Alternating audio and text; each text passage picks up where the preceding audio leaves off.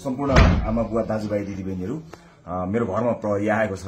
मैले समाचारबाट उच्च अदालतको आदेशबारे थाहा त पाएँ, तर बिना कुनै कागज अहिले यतिखेरसम्म मलाई केही पुर्जी पनि दिएको छैन, कागज पनि दिएको छैन। मेरो घरभित्र आएर बेडरुमभित्र आउनुभएको छ, मैले सार्वजनिक पनि गरिसकेको छु।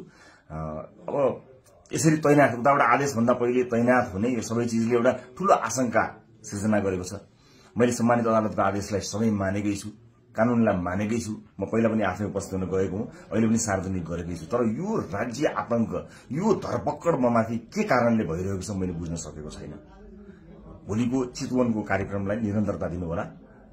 मलाई लागेको थियो म केही कुरा भन्छु भनेर, तर जुन तरिकाले अहिले यो सामान्य अभ्यासभन्दा पर गएर जबरजस्ती गर्ने कोसिस बिना कागज पत्र छ होला, ल्याउनु पनि हुन्छ होला, ल्याउन सकिने पनि थियो। त्यो लिएर आएर लैजान सकिन्थ्यो, भोलि ल्यान सकिन्थ्यो। भरे पनि अझै कागज बोकी प्रक्रिया मेरो लागि कुनै प्रक्रिया पूरा गर्न मानेको छैन। आतंकित बनाएर घरभित्र प्रहरी छिरेको छ। म यसैमै गिरफ्तारी दिन्छु भनेर बसेकै छु।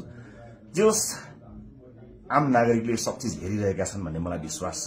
न्यायको लडाई म एक थोपा रगत रहुन्जेल लडिरहन्छु। यहाँले साथ दिनुहुनेछ भन्ने विश्वास मैले लिएको छु।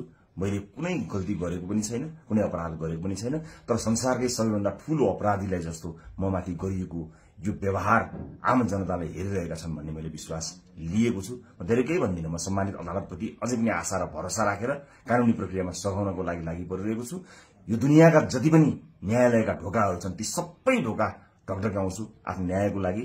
र मलाई थाहा छ यहाँहरूले सबै कुराको साक्षी बसेर हेरिरहनु भएको छ होला भन्ने मैले विश्वास लिएको छु। म यति जानकारी मैले दिनु उपयुक्त ठानेर मैले यो भिडियो रेकर्ड गराएको छु। चितवनमा जति पनि मेरा आदरणीय मतदाता आमा बुवा दाजुभाइ दिदीबहिनीहरू हुनुहुन्छ, भोलिको कार्यक्रम नरोक्नु होला। अन्य साथीहरू आउनुहुन्छ, उहाँहरूले कुराकानी गर्नुहुनेछ, निरन्तर चलिरहन्छ। मलाई यिनीहरूले हत्या नै गरेछन् भने पनि नेपाली मतपत्रमा घण्टी चुनाव चिन्ह बसेको छ। मलाई आशा छ यो एउटा आशा र भरोसाको आवाज हामीले बुलन्द पारिसकेका छौं। निरन्तरता प्रदान गर्नुहोला। म कानूनी लडाईँमा छु।